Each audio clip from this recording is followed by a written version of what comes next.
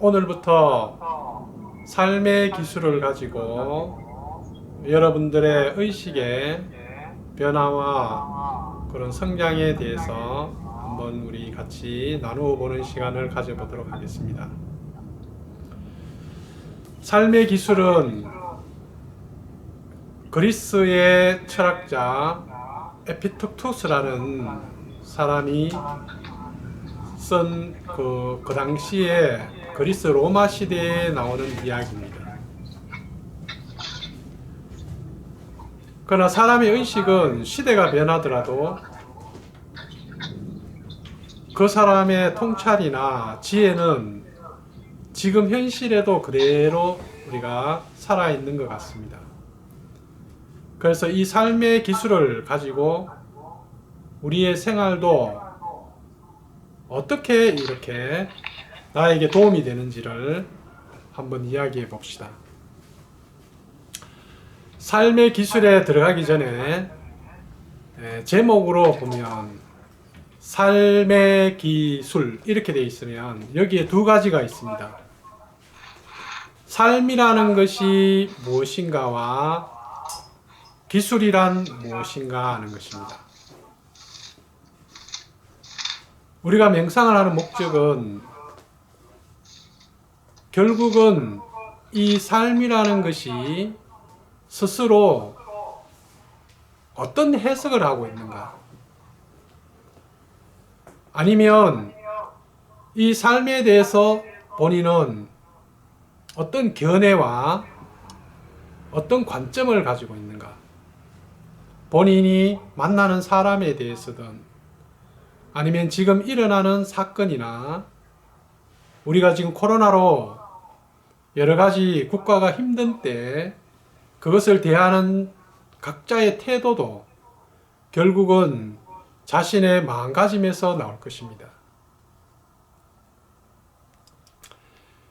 그래서 삶이란 무엇인가 하는 것은 결국은 삶을 내가 어떻게 보는가, 그리고 그 속에서는 나는 누구인가 하는 것이 들어 있습니다.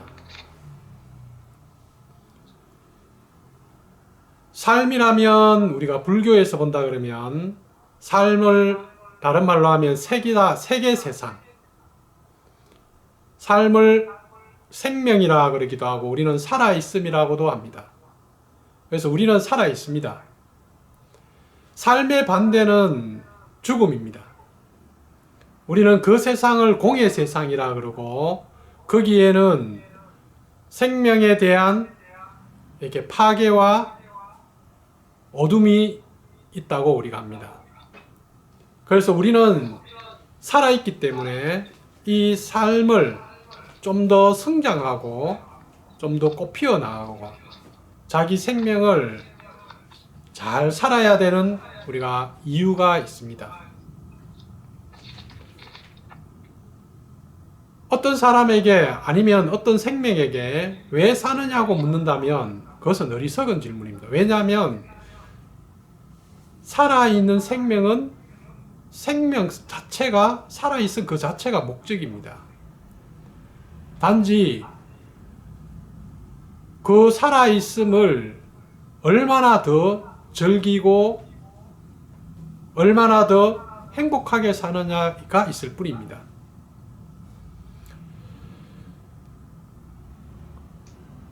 그래서 우리가 이 삶을 보는 관점에서 많은 사람들이, 철학자나 깨달은 사람들이 두 가지로 이렇게 봅니다. 인간을 어떻게 보는가, 삶을 어떻게 보는가. 에릭 프롬이라는 철학자는 건세에 인간을 볼 때 늑대인가 인간은 양인가,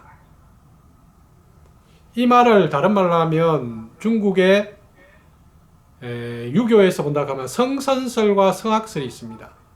인간을 악한 존재로 보는가 아니면 선하게 보는가. 어떤 하나의 견해를 가져버리면 그것에 맞는 모든 삶이 다 거기에 해석해서 만들어집니다. 예를 들어서 성악설을 주장한 순자의 경우에는 인간이라는 것은 원래 악하다, 본능적이고 감각적이고 동물적이고 너무나 자기 중심적이기 때문에 인간은 통제해야 한다. 그래서 수양을 강조하고 그것이 후대에 가면 한비자나 그런 사상가들에 의해서 법가사상으로 만들어지고 또 성선설을 주장한 맹자의 경우에는 인간은 선하다 이렇게 보면서 인간의 근본은 내면에 사단이 있다고 합니다. 척언지심, 수호지심, 사양지심, 시비지심. 인간이 원래 이런 것을 가지고 태어났기 때문에 그것을 잘 살려주는 것이 교육의 목적이다. 이렇게 하면서 인간을 보는 견해가 전혀 다릅니다. 또 성경에서 보면 구약에서 본다 그러면 구약의 인간이 무엇인가, 삶이 무엇인가 한다 그러면 구약에서는 인간을 죄인이라 합니다. 하나님의 말씀을 복종하지 않고 선악과를 따먹는 그런 인간을 원죄를 가진 죄인이라고 해서 거기에 맞는 모세에 의한 십계명으로 인간을 제재하고 다스려야 된다는 그런 견해를 가졌습니다. 그러나 그 이후에 새로운 또 사상이 나왔죠. 그것은 예수님에 의해서 인간은 죄인이 아니라 하나님의 아들이다. 인간에게는 하나님의 속성인 사랑을 가지고 있다. 그래서 너 안에 있는 그 사랑의 가능성을 어떻게 꽃피워내는가? 그것을 우리는 인생이다. 이렇게 예수님께서는 새로운 해석을 또 내놨습니다. 불교로 본다 그래도 맨 똑같습니다. 부처님께서는 그 왕궁을 떠나서 처음에 했던 수행이 공의 수행이었습니다.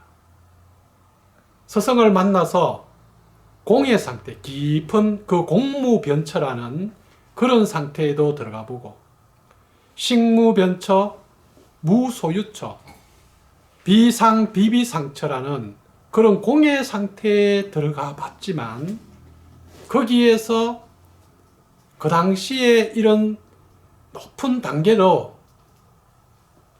만족이 안 됐습니다. 왜냐하면 다시 그 세상에서 나와서 생명의 세상, 살아있는 이 현실에 돌아올 때는 전혀 다른 삶이 펼쳐졌기 때문입니다. 그래서 부처님께서는 이 공의 세상을 떠나서 다시 이제 현실의 세상, 경험의 세상으로 다시 수행을 나왔습니다. 그것을 우리는 고행이라 합니다. 그래서 몸으로 실질적으로 경험해 보는 거예요. 굶어도 보고 참아도 보고 그런 많은 경험을 해봤지만 거기에서도 진정한 행복이라는 것이 없었습니다. 그 시대의 당시에 가장 높은 수행을 두 가지 다 해봤지만 부처님께서는 만족이 안 되었습니다. 그러다가 어느 날 부처님께서는 새로운 그런 도약을 하게 됐습니다. 그것이 연기에 의한 중도설입니다. 중도라는 것은 공의 세상을 한쪽에 있는 그 세계 세상, 공의 세상을 다 도약한 새로운 어떤 경지를 이렇게 넘어간 겁니다. 그것은 또한 새로운 사상이 되었죠. 그것이 이제 이 세상을 바라볼 때 이 세상은 공도 아니고 색도 아니고 그것을 넘어서 있는 어떤 그냥 연기되어 있다. 이것과 저것의 관계성을 맺고 있다. 그렇지만 거기에는 실체가 없는 듯 하면서 또 실체는 또 있어요. 그래서 이것이라고 할 수도 없고 저것이라 할 수도 없어요.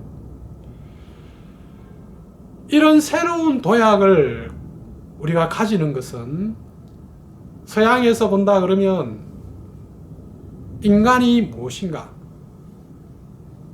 그 로마 시대의 그리스 시대의 이야기들이 다시 철학이 되어서 지금의 에피텍투스와 같이 그때 시대로 본다 그러면 제논이나 그런 사람처럼 새로운 철학이 또 나오게 됩니다. 그리고 그것이 헬레니즘과 헤브라이즘을 통해서 이제 기독교가 들어오면서 신약에 의한 우리 인간을 해석하다가 다시 르네상스 시대로 넘어가면서 또 새로운 우리 삶에 대한 해석, 그 이후에 수많은 관념론, 경험론, 많은 이런 합리론부터 시작해서 많은 철학자와 깨달음이 있었습니다. 그래서 깨달음이라는 것은 어떤 고정되어 있는 하나의 경지라고 저는 보지 않습니다. 깨달음이라는 것은 계속 성장해 나가는 하나의 의식에 진화하는 그런 학문과도 같은 철학과도 같고, 그 철학을 깨달음을 각자의 정리한 길을 우리는 철학이 되고 또 그것이 자기에게는 깨달음이 될 수도 있습니다. 그래서 삶이 무엇인가? 우리는 이 책을 통해서 이 에피텍투스가 가지고 있는 삶에 대한 자신의 견해, 자신의 해석, 그리고 거기에 맞추어서 제가 깨달은 이 삶에 대한 새로운 해석을 같이 공부하는 그런 시간을 가질 겁니다. 그리고 두 번째, 기술이라는 의미가 있습니다. 삶을 다루는 데 있어서 어떻게 우리는 다룰 것인가? 삶이라는 걸 안다면, 이 기술이라는 뜻은 여러분이 사전적으로 찾아보면 기술이라는 것은 과학 이론이 적용되어서 생활을 유용하게 할 수 있도록 하는 것을 우리는 기술이라 합니다. 기술보다 조금 낮은 단계에 있는 우리가 그런 사람들을 스킬, 기능이라 합니다. 어떤 사람이 자동적으로 어떤 행동 양식을 아주 이렇게 숙달해내는 것을 말합니다. 그 숙달되어 있는 그런 행동 양식을 우리는 스킬이라 그러는데, 우리가 텔레비에 보면 생활의 달인이나 이런 데서 나오는 사람들은 기술자라기보다는 아주 뛰어난 기능자들이라고 할 수 있습니다. 각자의 한 분야에서 엄청 오랫동안 하다 보니까 자동적으로 너무 섬세하게 그것을 해내요. 그렇지만 그 사람들이 기술자는 아닙니다. 왜냐하면 기술자라는 것은 과학적인 이론이 적용되어서 어떤 새로운 그 기능을 넘어서는 새로운 것을 만들어내는 사람입니다. 그래서 우리가 삶을 다룰 때 이 기술이라는 의미로 다룬다면, 에피텍투스가 가지고 있는 그 과학적인 합리적인 이론을 우리가 어떤 식으로 이 현실에서 적용하고 있는가, 이것이 기술입니다.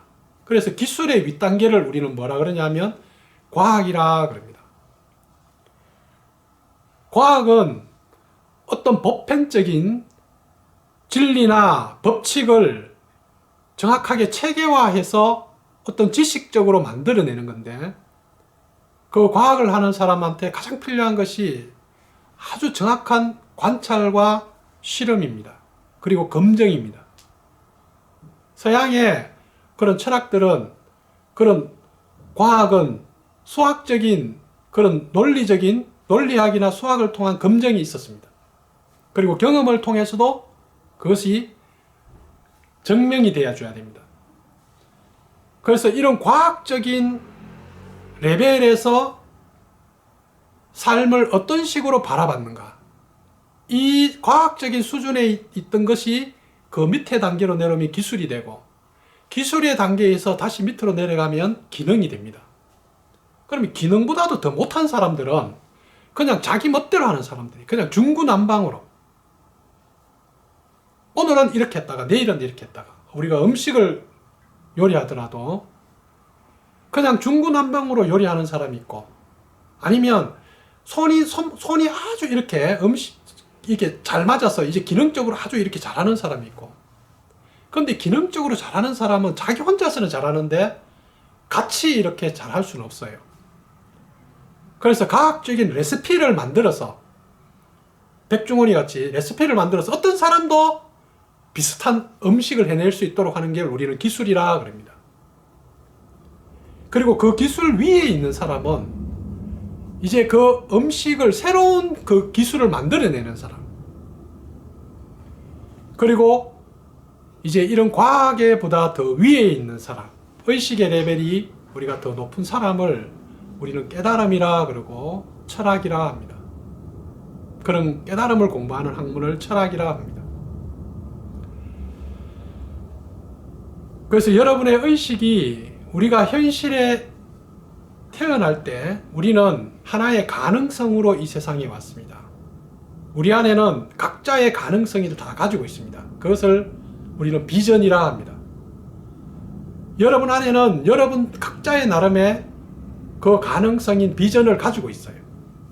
그런데 어떤 사람은 그 씨앗을 잘 이렇게 기능과 기술과 과학과 철학으로 넘어가서 잘 꽃피운 사람이 있고, 어떤 사람은 기능의 수준도 못 미치고 그냥 중구난방으로 살기도 하고, 어떤 사람은 기술의 수준으로 가기도 하고, 어떤 사람은 과학의 수준으로 가기도 합니다.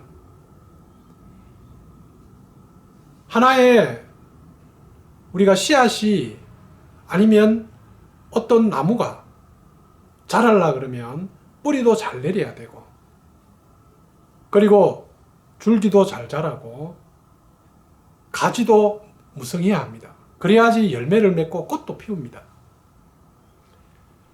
우리는 그 과정을, 이 생명을 우리는 가지고 있기 때문에 우리는 자기 생명의 그 비전을 꽃피우기 위해서 먼저 열심히 배우고 익히고 그리고 노력을 해야 됩니다. 그런데 일부 우리의 종교에서, 기독교나 불교나 어떤 종교에서는 믿으면 다 된다든가, 아니면 이 세상에서 무엇을 얻고 노력하는 것이 아니라 그냥 다 놓아버리면 다 된다고 이렇게 이야기하는데, 그것은 공의 세상을 잘못한 해석일 수도 있습니다. 우리가 놓는 이유는 더 잘 잡기 위한 것이지, 이 삶을 더 행복하기 위해서 비우는 것이지, 비움 자체가 이 삶의 목적이 아닙니다. 그런 의미에서 이 삶의 기술인 에피토투스는 그런 부분을 정확하게 잘 지적하고 있습니다. 그래서 우리가 이 삶의 기술을 통해서, 삶이란, 나는, 여러분들이 이 교육을 통해서 나는 삶을 이렇게 본다,